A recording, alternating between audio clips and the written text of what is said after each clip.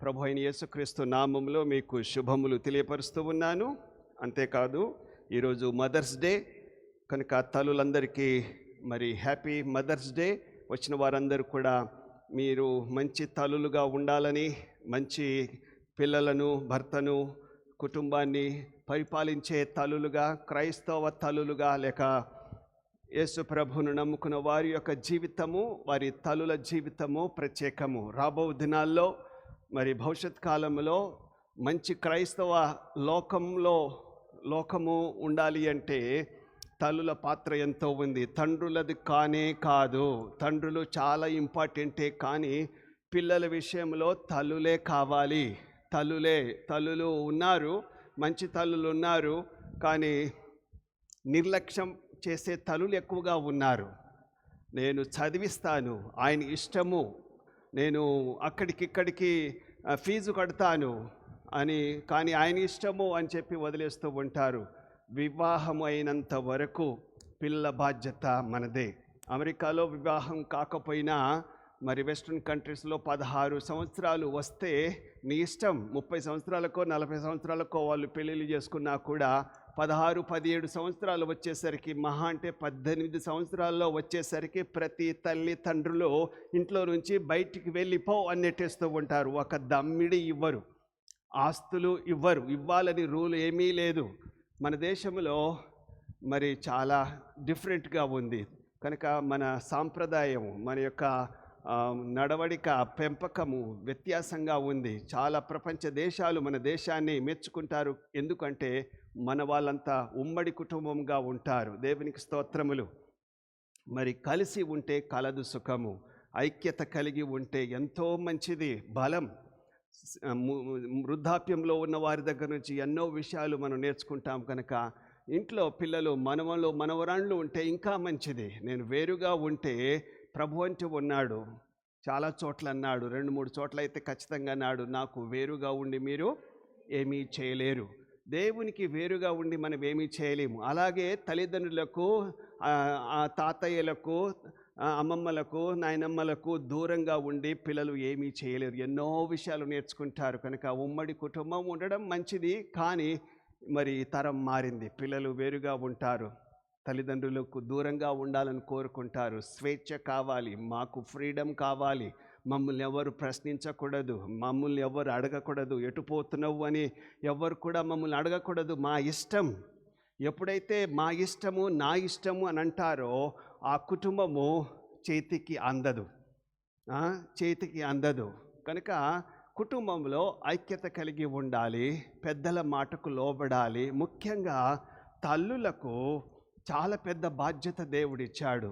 దేవుడు నీకు ఇచ్చిన బిడ్డను, ఆ బిడ్డ నీ బిడ్డ అనుకొని నువ్వు పెంచకూడదు, అది బహుమానంగా పెంచాలని దేవుని వాక్యములో ఉంది. నేను తల్లుల గురించి ప్రసంగాలు మరి చాలా కాలమైంది చేయలేదు, ఈరోజు కూడా చెయ్యను. కాకపోతే ఒక్క తల్లి హన్నా గురించి నేను చెప్పిన తర్వాత, అదే హన్నా కుమారుడైన సమూయేలు గురించి మనము ఈరోజు ధ్యానం చేయబోతూ ఉన్నాము. హన్నా ప్రార్థన చేసింది, కుమారులు లేరని చాలా బాధపడ్డది. దేవుడిచ్చిన, ప్రభువా నువ్వు ఇస్తే ఈ కుమారుని నీ సన్నిధిలో వేడుకుంటున్నాను, ఏడుస్తూ ఉన్నాను, సహాయం దయచేయి అని ప్రార్థించినప్పుడు, ఏడుస్తున్నప్పుడు యాజకుడు, సీనియర్ పాస్టరు ఎగతాళి చేశాడు. అయ్యా అమ్మా, ఎందుకు ఏడుస్తూ ఉన్నావు? పొద్దున్నే తాగి ఏడుస్తున్నావా? ఇది ఏడ్చి ఏదో దేవుని అవమానపరిచే స్థలము కాదు, ఇది పరిశుద్ధ స్థలము, ఇక్కడ చాలా జాగ్రత్తగా ఉండాలి, నీ ప్రవక్తను చాలా జాగ్రత్తగా ఉండాలని హెచ్చరించినప్పుడు ఆమె అన్నది, అమ్మా, అయ్యా పాస్టర్ గారు, నా హృదయం దుఃఖంతో పొంగి పొర్లుతూ ఉంది, కృతజ్ఞత భావంతో నాకు కొడుకు కావాలని ప్రార్థన చేశాను అంటే, ఓకే సారీ అమ్మా, నిన్ను మిస్అండర్స్టాండ్ చేసుకున్నానని చెప్పి ఆమె ప్రార్థనలో కంటిన్యూ చేసిన తర్వాత ఆమె ప్రార్థన చేసి ఇంటికి వెళ్ళిపోయింది. మిగతా వారంతా కూడా జాతరకు వచ్చినట్టు వచ్చి ఆడుకుంటూ పాడుకుంటూ తింటూ ఉన్నారు. ఈమె మాత్రం తన హృదయాన్ని దేవుని సన్నిధిలో పారబోసింది. ప్రభువా, ఒక్క కుమారుడు చాలు, నాకు ఒక్క కుమారుడు ఇస్తే చాలు, ఆ కుమారుని నీ సేవకు సమర్పిస్తానని చెప్పి ఏడ్చింది. తర్వాత ఆ కుమారుడు పుట్టాడు. ఒక్కటి అడిగితే 6గురినిచ్చాడు దేవుడు. మళ్ళీ 6గురిని కన్నదట. మంచి పిల్లలను కని ఆ పిల్లలందరినీ కూడా ప్రభువులో పెంచింది. మరొక తల్లి మరి 200 సంవత్సరాల క్రితము సూజన్ ఆమె ఇంగ్లాండ్లో 18 మంది పిల్లలని కన్నది. 18 మంది పిల్లల కోసము రోజు ప్రార్థన చేసేది. రోజు ఏడ్చి ప్రార్థన చేసేది. ప్రభువా, ఈ బిడ్డలను దీవించు, ఈ బిడ్డను దీవించు, ఈ బిడ్డను దీవించు. అలా 18 మంది నెత్తి మీద చెయ్యి పెట్టుకుంటూ రాత్రంతా ప్రార్థన చేస్తే మధ్యరాత్రి అప్పుడప్పుడు పిల్లలు లేస్తూ ఉంటారట. దేనికి? బాత్రూమ్కి లేస్తూ ఉంటారు.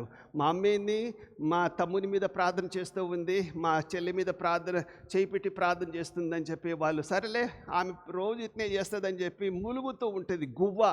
గువ్వ ఏ రీతిగా అయితే మూలుగుతూ ఉంటుందో ఆ రీతిగా పిల్లల కోసం మూలుగుతూ ప్రార్థన చేస్తూ ఉంది. ఆ రీతిగా ఆ 18 మంది పిల్లలు చక్కగా ఎదిగారు. అందులో ఇద్దరు ప్రపంచాన్ని కదిలించారు. ఒకరు మనకందరికీ తెలుసు, ఎవరు? John Wesley. ఇంకొక ఆయన చార్లెస్. వీళ్ళిద్దరూ ప్రపంచాన్ని కదిలించారు. ఒకరు కొన్ని వందల పాటలు రాసి ప్రపంచంలో మొత్తం మంచి ఆరాధన చేస్తున్నారంటే ఆయనే. తర్వాత మంచి ప్రసంగము నేర్చుకున్నాడు, మంచి ప్రసంగాలు చేసే భక్తుడున్నాడు అంటే జాన్ వెస్లీ. వీళ్ళిద్దరూ ప్రపంచాన్ని కదిలించారు. వారి పుస్తకాలు కోట్లల్లో, లక్షల్లో కాదు కోట్లల్లో ప్రజలు చదువుతూ ఉన్నారు. కేవలం ఇదంతా ఎవరి ప్రార్థన? తల్లుల ప్రార్థన. కనుక తల్లులారా, మీ బిడ్డల విషయమై జాగ్రత్త. చాలామంది ఈనాడు పిల్లలు మరి చదువుకుంటున్నారు. అమ్మాయి ఆ కాలంలో చదివేది కాదు. నా భార్య 10-12 వరకు చదివిందంటే చాలా గొప్ప. ఈరోజు మా బంజారాలో కూడా డిగ్రీలు, పిహెచ్డీలు, తర్వాత ఎంఏలు, డాక్టర్లు, ఎంబీబీఎస్, ఎండి చేసిన వాళ్ళు వందల్లో వేలలో ఉన్నారు. వాళ్ళంతా కూడా భార్య పని చేస్తే భర్త చేస్తాడు, భర్త పని చేస్తే భార్య కూడా పని చేస్తుంది. ఇద్దరు పని చేస్తున్నామని చెప్పి పిల్లల్ని ఎక్కడో పడేసి, ఏ ఆయమ్మ దగ్గరనో పడేసి వదిలేస్తూ ఉంటారు. కనుక పిల్లల విషయము మనము శ్రమ తీసుకోవాలి, వాళ్ళని మనం ప్రేమించాలి, వారిని సరిగా చూసుకోవాలి. నేనైతే హాస్టల్లో చదువుకున్నాను. మా అమ్మ నాన్న ప్రేమ నాకు తెలియదు. ఎక్కడో దూరంలో కాదు, చాలా దగ్గరలో 3-4 కిలోమీటర్ల దూరంలో నేను మా తల్లిదండ్రులకు దూరంలో హాస్టల్లో ఉన్నాను. డోర్నకల్ నుంచి మా తండకు కేవలం 4 కిలోమీటర్లే. కానీ మా నాన్న కానీ, మా అన్న కానీ, మా అమ్మ కానీ నన్ను చూడటానికి ఎప్పుడూ రాలే. 4 కిలోమీటర్లు వచ్చి చూసిపోవడానికి ఒక పావల 10 పైసలు ఇవ్వడానికి కూడా మా అమ్మ నాన్నకు మనసు లేదు. అంటే వాళ్ళకు చదువు లేదు, వాళ్ళ అమ్మ నాన్నలు చదువుకోలేదు. నేను క్రైస్తవ బోర్డింగ్ హోమ్లో చదువుకున్నాను కాబట్టి దేవుని ప్రేమను ఎరిగాను. దేవుని యొక్క సన్నిధిలో పెరగడం వల్ల దేవుని వాక్యం నేను నేర్చుకున్నాను. కనుక ఈరోజు దేవుని సన్నిధిలో సమూయేలు పెరిగాడు. ఇది మన అంశము. దేవుని సన్నిధిలో సమూయేలు పెరిగాడు కాబట్టి ఆయన దేవుని స్వరము విన్నాడు. కుమారుడు పుట్టగానే హన్నా ఒక జత బట్టలతో, ఇంకొక జత కాదు, ఒకే జత బట్టలతో, అయ్యా ఏలి ప్రధాన యాజకుడా, 3-4 సంవత్సరాల క్రితం నా కొడుకును నేను ప్రార్థన చేస్తూ ఉంటే నువ్వు ఎగతాళి చేశావు. ఇదిగో దేవుడు నా కొడుకునిచ్చాడు, కానీ గత 3 సంవత్సరాల నుంచి నేను రాలేదు. ఇది 4 సంవత్సరాలు అయింది నేను రాక. ఇదిగో నా కొడుకు పెద్దగా అయ్యాడు, దేవుడు నాకు బహుమానంగా ఇచ్చిన బిడ్డను ఇక్కడే వదిలిపెట్టిపోతున్నాను. పాలు మరిచిన వెంటనే ఆ బిడ్డను అక్కడ వదిలిపెట్టి వెళ్ళిపోయినట్టుగా మనం చూస్తూ ఉన్నాం. ఆ బిడ్డ ప్రార్థన పరుడై, దేవుని సన్నిధిలో ఎదిగిన వాడై, గొప్ప ప్రవక్త, గొప్ప న్యాయాధిపతి, గొప్ప రాజు కంటే గొప్ప, దేవుని తర్వాత ఇశ్రాయేలు ప్రజలకు ఆయనను చూస్తే భయము, వణుకు, రాజుతో సహా వణికేవారు. అంత గొప్ప భక్తుడైనట్టుగా మనం చూస్తున్నాము. దేవుని సన్నిధిలో ఆయన ఎదిగినందువలన ఆయన గొప్ప ఆశీర్వాదం, దేవుని సన్నిధిలో ఆయన ఉండుట వలన ఆయనకు దొరికిన ఆశీర్వాదం. సమూయేలు పెద్దవాడు కాగా యెహోవా అతనికి తోడుగా ఉన్నాడు. సమూయేలుకు తోడుగా ఉన్నాడు. ఎందుకంటే అతను దేవుని సన్నిధిలో ఎదిగాడు. మనం దేవుని సన్నిధిలో చాలా వస్తున్నాం, కానీ ఎప్పుడో వస్తూ ఉన్నాం. 9 గంటల కానీ ప్రార్థనకు అని మేము చెప్పిన తర్వాత కూడా మీరు కొంతమంది ఆలస్యంగా వస్తూ ఉన్నారు. దేవుని సన్నిధిలో ఒకసారి ఆలోచన చేయండి. మీ ఫ్లైట్ 9 గంటలకు ఫ్లైట్ అంటే 3 గంటల ముందు, అమెరికాకి అయితే 4 గంటల ముందు మేము వెళ్ళాలి. ఇంటర్నేషనల్ ఫ్లైట్ అయితే 4 గంటల ముందు మేము వెళ్ళాలి. ఎవ్వరు కూడా ఒక 10 నిమిషాల ముందుకు రారు. 10 నిమిషాల ముందుకు రారు. ఒక్కరు కూడా రారు 10 నిమిషాలు. ఎందుకో మరి తెలియదు. దేవుని సన్నిధి అంటే క్యూ కట్టి నెక్స్ట్ నా సీటు నాకు కావాలి, నా సీటు ఇక్కడ నేను కూర్చోవాలి. వచ్చిన తర్వాత ఫోన్ ఆన్ చేయకూడదు. ఫోన్ పట్టుకొని తిరగకూడదు, మరి అటు ఇటు ఏదో పని మీద బిడలను ఎత్తుకొని మనం పోకూడదు. ప్రభు సన్నిధిలో గడపడం, ప్రభు సన్నిధిలో గడిపితే మనకొచ్చే ఆశీర్వాదం ఇంతంత కాదు, చాలా గొప్ప ఆశీర్వాదం, చాలా గొప్ప ఆశీర్వాదం. దేవుని సన్నిధిలో ఏముంటుంది? సంతోషం ఉంటుంది, నిత్యము సంతోషం ఉంటుంది. మనకు సంతోషం లేదు, సమాధానం లేదు, మనకు ఆశీర్వాదం లేదు, మనకు రోగాలు పోతాయి. మన రోగాలు పోవాలంటే, మనకు ఆశీర్వాదం రావాలంటే, మనకు ప్రమోషన్, లోకంలో ఘనత మనం పొందాలంటే, లోకంలో మంచి పేరు ప్రఖ్యాతులు మనం పొందాలంటే ఖచ్చితంగా ఆయన సన్నిధిలో దొరుకుతుంది. ఇవన్నీ కూడా చైన్ సిస్టమ్ అన్నట్టు, ఒకదాని తర్వాత ఒకటి, ఒకదాని తర్వాత ఒకటి. ఎందుకంటే మనము ఆయనలో గడుపుతూ ఉన్నాము. దేవుని వాక్యంలో చాలాసార్లు యేసుప్రభు చెప్తున్నాడు, నాకు వేరుగా ఉండి మీరు ఏమీ చేయలేరు, నాకు దూరంగా ఉండి ఆలస్యంగా ఉండి వచ్చి మీరు నాకు ఏమీ చేయలేరు. తర్వాత నెత్తి నోరు ఎంత మొత్తుకున్నా, ఎంత బాదుకున్నా కూడా మీకు రావు. ఏంటి? ఆశీర్వాదాలు. సంవత్సరానికి 52 ఆదివారాలు.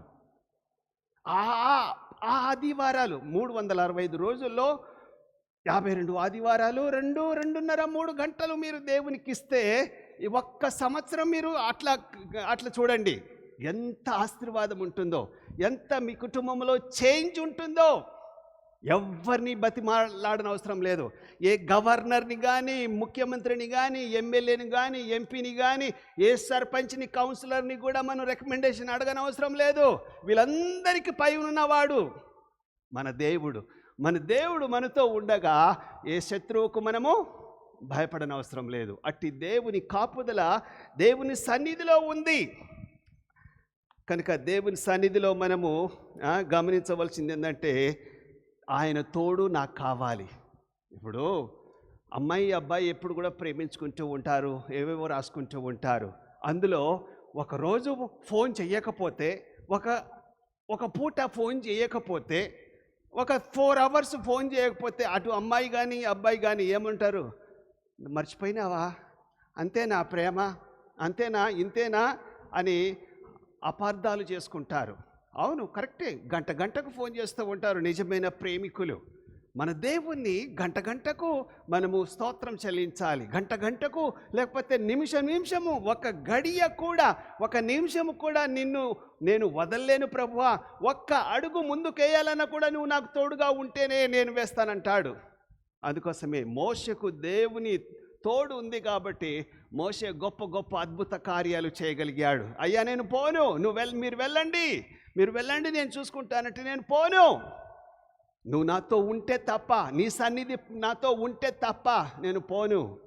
దావీదు కూడా అది అంటున్నాడు, ఇంత గొప్ప రాజును కదా, ఇంత గొప్ప ఆస్తి ఐశ్వర్యం నీవు నాకు ఇచ్చావని నేను గర్వించడం లేదు. చూడండి, దావీదుకు దేవుడు దీవించాడు. తన కుమారుడు ఇంకా చిన్న వయసులోనే ప్రభు జ్ఞానం అడిగాడు కాబట్టి సొలొమోనును కూడా దేవుడు దీవించాడు. ఎంతగా దీవించాడు అంటే దావీదు కంటే ఎక్కువగా దీవించాడు సొలొమోనును.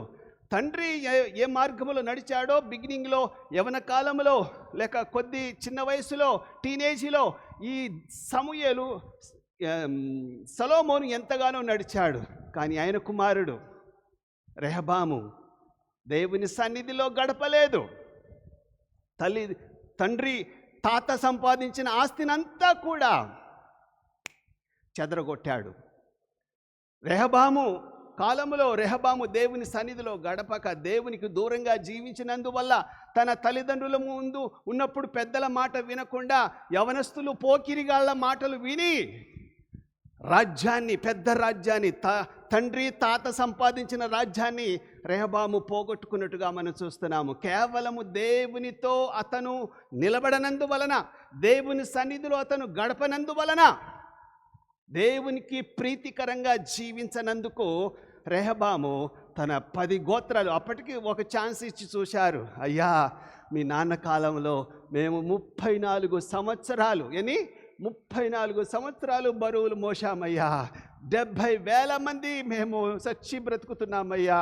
ఒకటి కాదు, రెండు కాదు, మీ నాన్న కోసము, మీ నాన్న యొక్క పెళ్ళాల కోసం మేము ఇళ్ళు కట్టి కట్టి కట్టి కట్టి చచ్చిపోయామయ్యా ఈ 40 సంవత్సరాలు. కనుక మా బరువును తగ్గించయ్యా. నీవు మంచి రాజువు నాయనా, మా బరువులను తగ్గించు, మా కష్టాలను జ్ఞాపకం చేసుకో. మీ నాయన హాయంలో మేము చాలా అలసిపోయామయ్యా అని చెప్పి అడిగితే అతను ఏమన్నాడో తెలుసా? మా నాయన నడుము కంటే నా చిటికనేలు చాలా గొప్పదే. మా నాన్న నడుముతో పోలిస్తే నేను చిటికనేలు ఎంత కఠినంగా ఉంటుందో మీకు తెలియదు. మా నాయన బెత్తంతో కొట్టాడు, నేను చండ్రకొలతో కొరడాలతో కొడతాను, అంతగా హింసిస్తాను బిడ్డ, ఇంకొకసారి నా దగ్గర రాకండి, మా నాయన కంటే డబల్ రా నేను అని బెదిరించేసరికి వాళ్ళు తీర్మానించుకున్నారు. ఆయన రాజ్యాన్ని పడగొట్టారు. ఇశ్రాయేలు 12 గోత్రాలలో 10 గోత్రాలు విడిపోయినా ఈ 10 గోత్రాలు మళ్ళీ ఎప్పటికీ కలవలే, ఇప్పటికీ కలవలే. ఇశ్రాయేలు అంతా కూడా చెల్లా చెదరైపోయారు. ఆయన మాట రాలే. ఆయన తర్వాత వచ్చిన రాజు కానీ అలా 21 రాజులు ఎవ్వరు కూడా ఇశ్రాయేలును కలపలేకపోయారు. ఎందుకంటే రెహబాము దేవుని సన్నిధిలో గడపలేదు. ప్రియమైనటువంటి దేవుని విడలారా, మీకు ఎన్ని పనులున్నా, 1,00,000 రూపాయలు ఆదాయం వస్తున్నా కూడా ఆయన సన్నిధిని మరువద్దు. ఆయన సన్నిధి అంత బలంగా ఉంటుంది, అంత ఆశీర్వాదం, అంత ఆరోగ్యం, నిన్ను బ్రతికించేది, నిన్ను బలపరిచేది, నీకు ధైర్యం ఇచ్చేది, ఆశీర్వాదం ఇచ్చేది ఆయన సన్నిధి. ఆయన తోడు మనకు కావాలని. రెండవది ఏంటంటే దేవుని సన్నిధిలో ఆయన పెరుగుట వలన. ఎవరు పెరుగుట వలన? సమూయేలు పెరుగుట వలన దేవుడు అతన్ని దీవించినట్టుగా మనం చూస్తున్నాము. చాలామంది దేవుని సన్నిధిలో, ఇప్పుడు వినయ్, నా బాధ కూడా అదే, మేము ఒక్కొక్కసారి మేమే తుడుచుకుంటాము. సమూయేలు ఆయన సన్నిధిలో పెరిగాడు అంటే అర్థమైంది. ఆయన కిటికీలు తుడిచాడు, కుర్చీలు తుడిచాడు, బల్లపీట తుడిచాడు, లెట్రిన్ బాత్రూమ్ కడిగాడు, అది మడత పెట్టాడు, ఇది మడత పెట్టాడు. ఆ నాయనకు, వాళ్ళ ప్రీచర్కు సహాయం చేశాడు. నాయన నీ కాళ్ళు వస్తానా, నీ చేతులు వస్తానా, నీకు నీళ్లు తీసురానా, ఇదంతా కూడా శుభ్రపరచడం విషయంలో చర్చిలోనే ఉంటూ దేవుని సన్నిధిని అనుభవించాడు. కాబట్టి అతను ఎంతగానో దీవించబడ్డాడు. తల్లి పాత్ర తల్లి చేసింది, కొడుకు పాత్ర కొడుకు చేశాడు. తల్లి ఏం చేసింది? కన్న తర్వాత 3 సంవత్సరాలు రాత్రి మగళ్ళు ఆ బిడ్డను పట్టుకొని ఏడ్చింది. ప్రభువా, ఇతను నీ సేవ కోసం సమర్పించుకుంటున్నా, నాకు ఆస్తి ఉంది, మా ఆయన మరి ఎల్కనాకు ఎంతో ఆస్తి ఉంది, ఈ ఆస్తిలో దమ్మిడి నేను వానికి దమ్మిడి ఇవ్వను, నీ సన్నిధిలో వాడిని పెంచాలి. ఎంత ఆస్తి ఇస్తావో, ఏం ప్రమోషన్ ఇస్తావో, ఎలాంటి వాడిగా వాడిని పెంచుతావో నాకు తెలియదు, కానీ నీ యొక్క ప్రణాళిక చాలా గొప్పదని చెప్పి తల్లి పాత్ర తల్లి పోషించింది, కొడుకు పాత్ర కొడుకు పోషించాడు. కొడుకు ఎవరు? సమూయేలు. ఆయన మా అమ్మ ఇక్కడ పడేసిందని చెప్పి నేను చిన్నగా ఉన్నప్పుడు చాలాసార్లు హాస్టల్ నుంచి పారిపోదాం అనుకున్నాను. ఎందుకంటే నాకు కడుక్కోవడం కూడా రాదు. 2-3 సంవత్సరాల వయసులోనే, 3 సంవత్సరాల వయసులో నేను కడుక్కోలేను, నేను స్నానం చేయలేను. మా అన్న కనబడకపోతే ఎంతో దుఃఖం. ఎప్పుడు పారిపోదామా అని చూసేవాడిని. ఈయన 3-4 సంవత్సరాలేనండి, పారిపోవాలని ఆశ లేదు. అంటే అంతగా దేవునిలో ఎదగాలని, ఇదే నా లోకం అని ఇక్కడే పెరిగి అక్కడే ఆయన ఏం పెడితే అదే తింటూ ఉన్నాడు. కానీ ఆయనతో పాటు ఇంకో 2 పెరిగారు, కానీ వాళ్ళు మహాగర్విష్ఠులయ్యారు. ఎవరు వాళ్ళు? ఏలీ కుమారులు ఇద్దరు కూడా చాలా గర్విష్ఠులై, సేమ్ ఇద్దరు ఒకే ఇంట్లో ముగ్గురు ఒకే ఇంట్లో తింటున్నారు. ఏలీ కుమారులు ఇద్దరు, ఈ సమూయేలు, వీళ్ళు ముగ్గురు ఒకే చోట, ప్రతి పూట ఒకే భోజనము, ప్రార్థన, ఒకే చర్చి, ఒకే ఇంట్లో. వాళ్ళ ఇంట్లో రూమ్లో పడుకుంటున్నారేమో, ఈయన అయితే చర్చిలోనే పడుకున్నాడు. చర్చి పక్కనే లెట్రిన్ ఉందో మరి బయటికి పోయిండో తెలియదు ఆ కాలంలో. అక్కడే బయటనే స్నానం చేసుకున్నాడేమో. ఎంత దేవుని సన్నిధిని అనుభవించాడు. కాబట్టి ఇశ్రాయేలు ప్రజలు ఎవ్వరు లేనంత గొప్ప ప్రవక్త ఆయన గొప్ప ప్రవక్త. మొట్టమొదటి ఇశ్రాయేలు ప్రవక్త. అఫ్కోర్స్ అబ్రాము ప్రవక్తే, మోషే ప్రవక్తే, కానీ ఇశ్రాయేలు 12 గోత్రికులు వీరి రాజ్యాన్ని, పాలు తేనెలు ప్రవహించు కనాను దేశాన్ని దేవుడు వాళ్ళకి ఇచ్చిన తర్వాత ఈయన మొదటి ప్రవక్త అని ఉంది. న్యాయాధిపతిగా ఉన్నాడు. ఏ గొడవ వచ్చినా, ఏ సమస్య వచ్చినా కూడా వాళ్ళకు న్యాయం తీర్చే న్యాయాధిపతిగా ఉన్నాడు. ఎందుకంటే యోహాను సువార్త 16:32 దేవుని సన్నిధిలో సమూయేలు పెరుగుట వలన పరిచర్య చేసి ధన్యత ఆయనకు దక్కింది. దేవుని యొక్క స్వరాన్ని వినగలిగే అవకాశం దేవుడు అతనికి ఇచ్చాడు. ఈరోజు మీరు చర్చిలో మీరు వారమంతా పడుకున్నా కూడా దేవుడు మీతో మాట్లాడాడు. ఎందుకు చెప్పండి?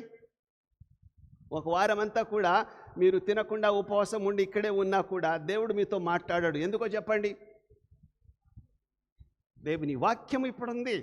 నువ్వు దేవుని స్వరము వినాలని పిచ్చోన్లాగా ఇక్కడ ఆల్రెడీ దేవుని వాక్యము నీకు, దేవుని స్వరం ఇక్కడ వినిపించిన తర్వాత దీన్ని అర్థం చేసుకోలేకపోతే, దీన్ని ధ్యానించకపోతే నువ్వు పిచ్చోడై నువ్వు దేవుని స్వరాన్ని ప్రభువా సమూయేలుకి ఇచ్చినట్టు నాకు కూడా నీ స్వరం వినిపించు అని మనము పిచ్చి పిచ్చి ఆలోచనలు పెట్టుకోకూడదు. ఆల్రెడీ ఆయన స్వరం ఇక్కడ ఉంది.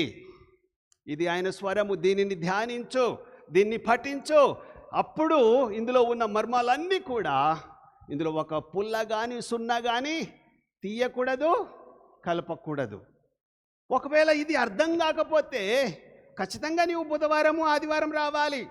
మన చర్చిలో ఉన్న అర్థం కానప్పుడు, ఇది అర్థం కాకపోతే ఇందులో ఉన్న, నాకైతే ఇప్పుడు 44, 45 సంవత్సరాలు, 48 సంవత్సరాలు నేను ప్రభువుని నమ్ముకొని రోజుకు ఒక విషయం నేర్చుకుంటూ ఉన్నాను.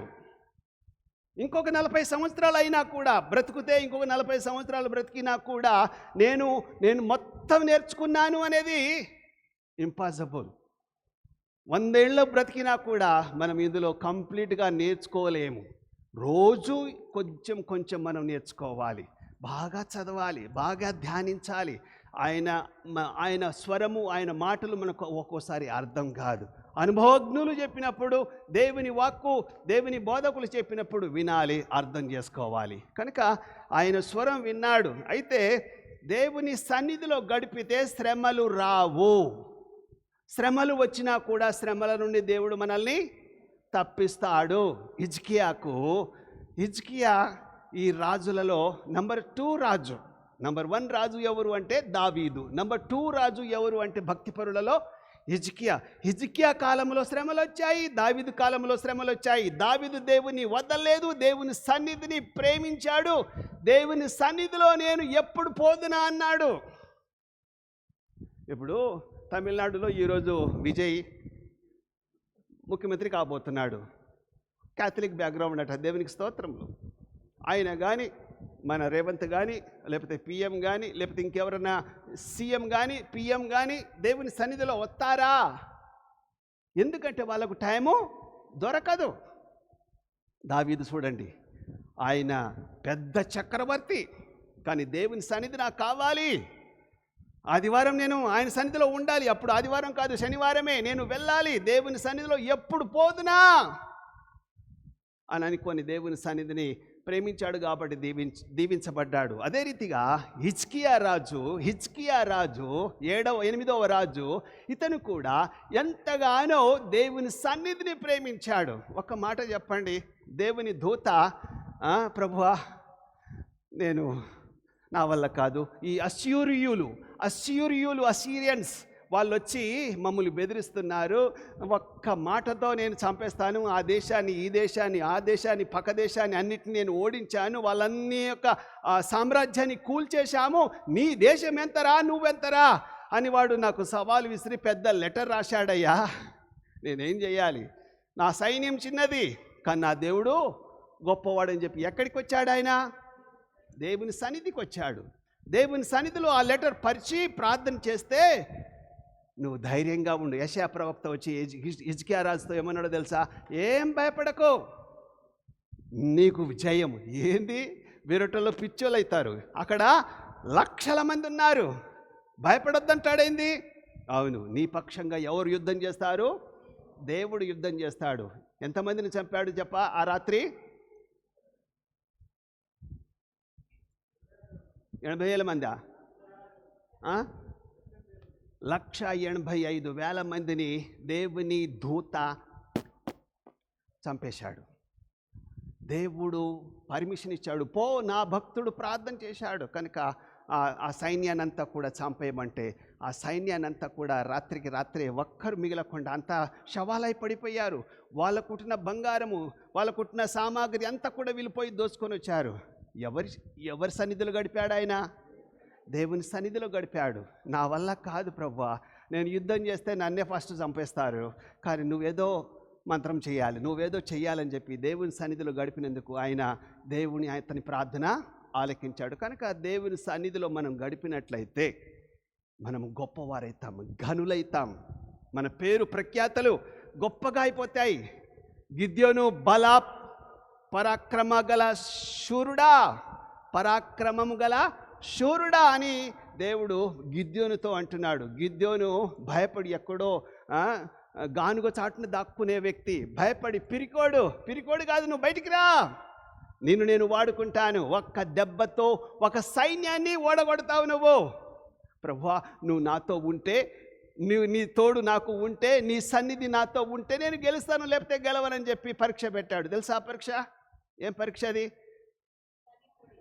తడిపొడి. మీకు తెలుసు కదా ఆ పరీక్షలో ప్రభువా నువ్వు ఉన్నావు అని చెప్పి యుద్ధం చేసి వాళ్ళందరినీ కూడా ఓడించినట్టుగా మనం చూస్తూ ఉన్నాం.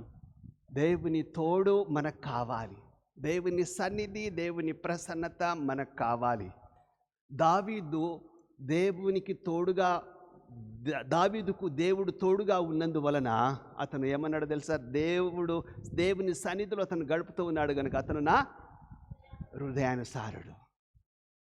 మోషే నా ఇల్లంతటిలో నమ్మకస్తుడు, ఎలాంటి లంచం తీసుకోలేదు, ఎలాంటి స్వార్థంగా జీవించలేదు, తన కోసం కాకుండా నా కోసం ప్రజల ముందు నన్ను మహిమపరిచాడు. కనుక ఇల్లంతటిలో నా యొక్క అకౌంట్స్ విషయంలో ఇతను నమ్మకస్తుడు అని చెప్పి, సాత్వికుడు, ధన్యుడు అని చెప్పి అతన్ని మెచ్చుకున్నట్టుగా మనం చూస్తున్నాం. అబ్రహాము నా స్నేహితుడు అన్నాడు. అబ్రహాము కూడా ఆయన అటు ఇటు చంచల మనసై అటు ఇటు ఉరకలే. దేవుని సన్నిధి, అక్కడ నువ్వే కావాలి నాయనా, నువ్వు ఎక్కడ పంపితే అక్కడికి పోతాను, నువ్వు ఎక్కడ ఉండమంటే అక్కడ ఉంటానని చెప్పి నమ్మాడు. కాబట్టి నువ్వు నా స్నేహితుడవు.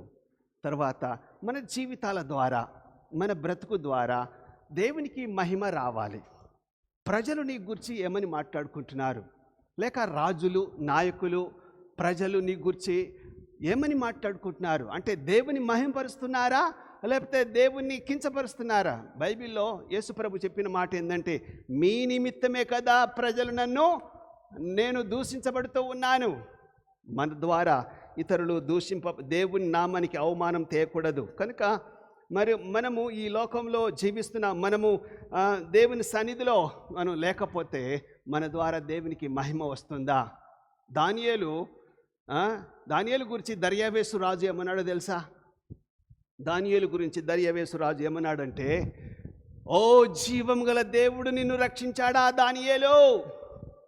జీవం గల దేవుడు నిన్ను ఆ సింహాల బోనులో నుంచి రక్షించాడా? అంటే దానియేలు దేవుని భక్తుడు, దేవుని సన్నిధిని కోరేవాడు. ఎన్నిసార్లు ప్రార్థన చేసేవాడు? ఉదయము, మధ్యాహ్నము, సాయంత్రము. ఆయనకు అప్పుడు చర్చి లేదు, కానీ ఆయన రూము తూర్పున కిటికీ తెరిచి అదే దేవుని సన్నిధి. ఆయనకి ఇంకొకరు ఎవరు తోడు లేరు. నువ్వు ఉంటే చాలయ్యా, నీ సన్నిధి ఉందని చెప్పి ప్రార్థన చేసుకునేవారు. ఎంత కఠినమైన జీవోలు, ఆర్డర్లు తెచ్చినా కూడా, వాళ్ళ తోటి కొలీగ్స్ ఎంత బ్యాడ్ ఇది తెచ్చినా కూడా ఆయన దేవుని సన్నిధిని అనుభవించకుండా మానలేదు. ఆయన ప్రధానమంత్రి, నా హీరోనండి దానియేలు. ఒక్కరు కాదు, 2 కాదు, 3 కాదు, 4 చక్రవర్తులు మారినా కూడా 70 సంవత్సరాలు ఇప్పటి వరకు ఏ దేశంలో కూడా ప్రైమ్ మినిస్టర్గా లేడు. 70 సంవత్సరాలు ప్రైమ్ మినిస్టర్గా ఉన్నాడంటే ఎవరు నిలబెట్టారు? అంత పెద్ద పేరు ప్రఖ్యాతలు ఎవరిచ్చారు? దేవుని సన్నిధిలో అతను గడిపాడు కాబట్టి. కనుక నువ్వు ఇతన్ని ఇక్కడి నుంచి వదిలిపెట్టి నేను లోకంలో నా స్నేహితులతో తిరుగుతాను అంటే నీవు దీవించబడవు. నీకు పేరు ప్రఖ్యాతులు రావాలంటే ఆయన సన్నిధిని వదలకుండా రావాలి.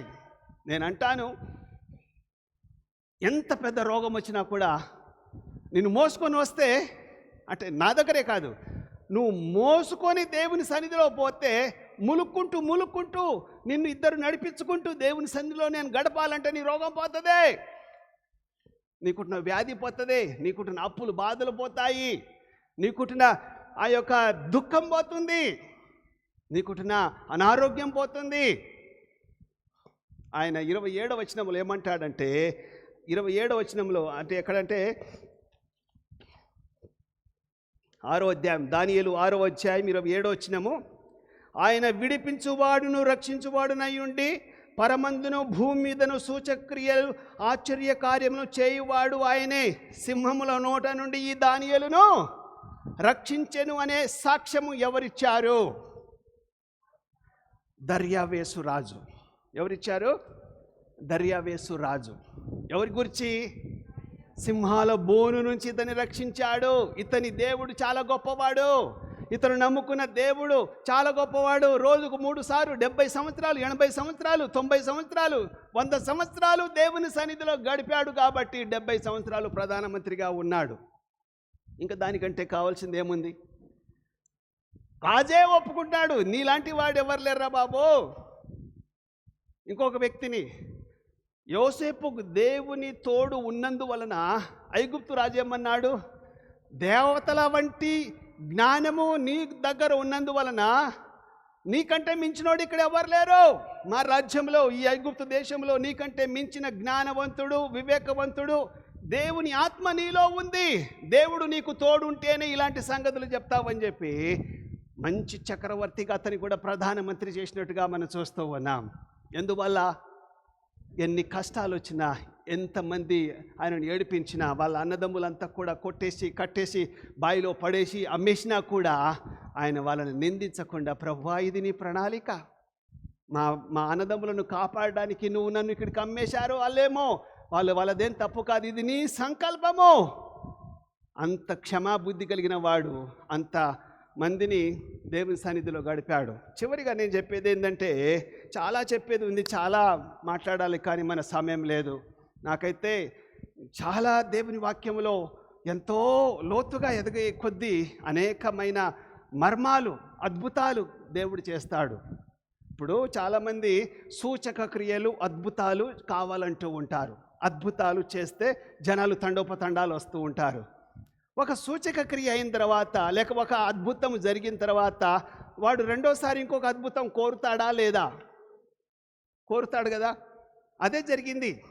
ప్రపంచంలో చాలామంది గుడికి వస్తున్నారు అంటే, వీళ్ళు మీటింగ్ పెట్టేవాళ్ళు, అద్భుతాలు, స్వస్థ వరాలు కలిగిన వాళ్ళంతా కూడా మీటింగ్ పెడుతున్నప్పుడు జనాలు ఎందుకు వస్తారంటే, అద్భుతాలను చూడటానికి వస్తారా, లేకపోతే దేవుని నమ్ముకోవడానికి వస్తారా? ఒక అద్భుతం అయిపోయింది ఈ మీటింగ్లో, నిన్న ఇంతమందిని బాగు చేసిండు ఆ యొక్క పాస్టర్ గారు, రేపు ఏం చేస్తాడు అని చెప్పి ఇంకా నలుగురు ఎక్కువగా వస్తారు. కానీ వాళ్ళు వాక్యము వినరు, దేవుని నమ్మరు. అదే ఓల్డ్ టెస్టిమెంట్లో ఒక చోట జరిగింది. ఓల్డ్ టెస్టిమెంట్లో ఈయన పేరేంది, మోషే ప్రజలను నడిపించాడు. ఎంతమంది వచ్చారు తెలుసా? 6 లక్షల మందే బయటకు వచ్చారు, పాదచారులుగా. అంటే వేరే పనులు వేరేటోళ్ళు కాకుండా 6 లక్షల మంది బయటకు వచ్చినట్టుగా మనం చూస్తూ ఉన్నాం వాక్యంలో. 6 లక్షల మందికి మోషే ద్వారా ఎన్నో అద్భుతాలు చేశాడు. మీకు తెలుసు కదా, చెప్పాలనా అవసరం లేదు కదా. చాలా అద్భుతాలు చేశాడు. ముందు వాళ్ళు రాకముందు కందిరీగలను పంపించాడు, వడగండ్లను పంపించాడు, పేన్లను పంపించాడు, కప్పలను పంపించాడు, నీళ్లను రక్తంగా మార్చాడు. అన్ని అద్భుతాలు చూసిన తర్వాత ఇంకా ఈ రోడ్డు మీద ఏం చేస్తాడో అని చెప్పేసరికి 2 పాయలుగా చీల్చాడు ఎర్ర సముద్రాన్ని. అబ్బా, బయటికి పోయి బాగా గంతులేశారు. తర్వాత ఏ మోషే నీళ్ళు లేవు, నీళ్ళనిచ్చాడు. ఏ మోషే ఆహారం లేదు, మాంసం లేదు, మాంసనిచ్చాడు. వాళ్ళకు మన్నా ఫ్రీగా తిన్నారు. 40 సంవత్సరాలు వాళ్ళు అడవిలో ఉన్నారు. ఒక భక్తుడు అంటాడు, 100కు 5గురిని చంపాడట దేవుడు. క్యాల్కులేషన్ వేసుకోండి ఎవరైనా. 100కు 5గురిని చంపాడట దేవుడు. ఎవరిని? ఇశ్రాయేలు ప్రజలను. అలా 1,00,000కు 5,000 మందిని చంపాడు. నేను 6 లక్షలే అంటున్నాను, 10 లక్షలు 30 లక్షలు అంటలేను. 6 లక్షలు ఇంటూ 5,000 30,000. 30,000 ఇంటూ 40 సంవత్సరాలు. ఒక సంవత్సరానికి 30,000 మందిని చంపాడు దేవుడు. అలా 30,000 ఇంటూ 40 సంవత్సరాలు 12 లక్షల మందిని చంపాడు దేవుడు. వీళ్ళంతా అద్భుతాలు చూచి చూచి చూచి ఇంకొకటి అడుగుతూ ఉంటారు. మనం దేవుని దగ్గర నుంచి అద్భుతాలు అడగనవసరం లేదు. నమ్ముతానయ్యా, నువ్వు ఇచ్చినా పర్వాలేదు, ఇవ్వకపోయినా పర్వాలేదు, కానీ నేను నమ్ముతాను అనే వాళ్ళు కావాలి. ఈనాడు కొడుకునిస్తే, ప్రమోషన్ ఇస్తే, ఉద్యోగం ఇస్తే, అది చేస్తే, ఇది చేస్తే నేను నమ్ముతాననే వాళ్ళు చాలామంది ఉన్నారు. కనుక మనము నమ్మువానికి సమస్తము సాధ్యం. ముందు మనం నమ్మాలి. ముందు నా నమ్మకం ముందు ఏం వెతకాలి? నా నీతిని, నా రాజ్యాన్ని మీరు వెతకండి. ఆ తర్వాత అవన్నీ కూడా మీకు అనుగ్రహింపబడును. కనుక మనం దేవుని సన్నిధిలో దొరికే ఆశీర్వాదాలు మామూలుగా లేదు. దేవుని సన్నిధిలో సంతోషము, సమాధానము, ఆనందం, నెమ్మది, ఆరోగ్యం, పేరు ప్రఖ్యాతులు, కీర్తి ఖండాలు దేవుడిస్తాడు. కనుక మనము వీ హ్యావ్ టు, నాయనా నేను నీ సన్నిధిని ప్రేమిస్తున్నానా? ఇంట్లో కూర్చుంటాను, టీవీ పెట్టుకుంటాను, చాలా వాక్యం వింటాను అంటే that is your personal. But సమాజముగా కూడుట మానకండి. సమాజము, ఒక గుంపు, ఒక డే దేవుడు మనకిచ్చాడు. ఈరోజు ఆయన దినము, ప్రభు దినము, పునరుద్ధాన దినము, తిరిగి లేచిన దినము. మనకు రోజుకు గంటకు ₹1,00,000 10 లక్షల రూపాయలు ఇన్కమ్ వస్తున్నా కూడా దాన్ని వదిలిపెట్టి నువ్వు దేవుని ప్రేమించావు అనుకో, దేవుడు ఎంత మురిసిపోతాడో తెలుసా? ఈరోజు ఆదివారం మన చర్చికి వచ్చేవాళ్ళు ఇప్పుడు రావట్లేరు. వాళ్ళు చాలామంది రావట్లేరు. కారణం ఏంటంటే కొంచెం దూరమైందని, రెండోది వాళ్ళ వ్యాపారం పోతుందని చెప్పి వ్యాపారం చేసుకునే వాళ్ళు, సార్ సండే చికెన్ షాప్ పెట్టుకున్నాను, తెలుసు కదా నీకు, వాళ్ళు సండే చికెన్ షాప్ పెట్టుకున్నాను, గిరాకీ ఎప్పుడు రాదు కానీ సండే ఫుల్ వస్తుంది, కనుక నేను చర్చికి రాలేను అనే వాళ్ళు చాలామంది ఉన్నారు. ప్రియమైనటువంటి దేవుని బిడ్డలారా, దేవుడు కోరుకుంటున్నది నీ యొక్క ఆదాయాన్ని, లేకపోతే నీ లాభాన్ని వదిలిపెట్టి ఆయనను ప్రేమించు. నువ్వు ఎవరికంటే ఎక్కువగా ప్రేమిస్తున్నావు? నీ కొడుకు కంటే, నీ భార్య కంటే, నీ బంగారం కంటే, నీ ఉద్యోగం కంటే, నీ యొక్క హోదా కంటే, అందరికంటే మొదటి స్థానము, ప్రథమ స్థానము ఇప్పుడు దేవునికి ఇవ్వాలి. దేవుడు ఏం కోరుకుంటున్నాడంటే, ఒక వ్యక్తి వచ్చాడు, ప్రభువా నీ ఆజ్ఞలన్నీ పాటిస్తున్నాను, నువ్వు చెప్పేదంతా కూడా నాకు ఇష్టము, ధర్మశాస్త్రం పాటిస్తున్నాను, అయితే నీకు ఒకటి కొదువుగా ఉంది. ఏంది కొదువుగా ఉందంటే, నీ ఆస్తిని అమ్మేసి బీదలకి ఇచ్చేసి నన్ను వెంబడించమంటే, అమ్మో పోయి నా ఆస్తి మీద పడ్డది అతని కన్నులు అని చెప్పి దేవుడు వదులుకున్నాడు, కానీ ఆస్తిని వదులుకోలేదు. ధనాన్ని వదులుకున్నాడా? ధనాన్ని ప్రేమించిన వాడు కుష్ఠరోగమై చచ్చిపోయాడు. ఎవరు? గెహజీ ధనాన్ని ప్రేమించాడు. దేవుని సన్నిధిని ప్రేమించకుండా, ఎలీషాతో ఉండకుండా, డబ్బు కోసం, బంగారం కోసం ప్రేమించి, ఆయనకు కుష్ఠరోగం వస్తే పర్వాలేదు, తన భార్యకు వచ్చింది, పిల్లలకు వచ్చింది, వంశమంతా కూడా శపించబడ్డారు. ఎక్కడ కూర్చోకపోతే, ఎక్కడ రాకపోతే, ఎవరిని ప్రేమించకపోతే, దేవునికి మొదటి స్థానం మనం ఇవ్వకుండా మనం వేరే పనులలో మనం ఉన్నామంటే మనకు ఆశీర్వాదం రాదు, ఆరోగ్యం ఉండదు, కీర్తి ఖండాలు, హోదా పెరగదు. దేవుడు అత్యున్నతంగా లోకంలో ఉన్నవారి కంటే మిమ్మల్ని మీ ఏరియాలో, మీ బంధువులలో, మీ రక్త సంబంధికులలో మీరు హెచ్చుగా ఎదగాలంటే ఎక్కడుండాలి? మనము దేవుని సన్నిధిలో గడపాలి. అందరూ లేచి నిలబడండి, ప్రార్థన చేద్దాం.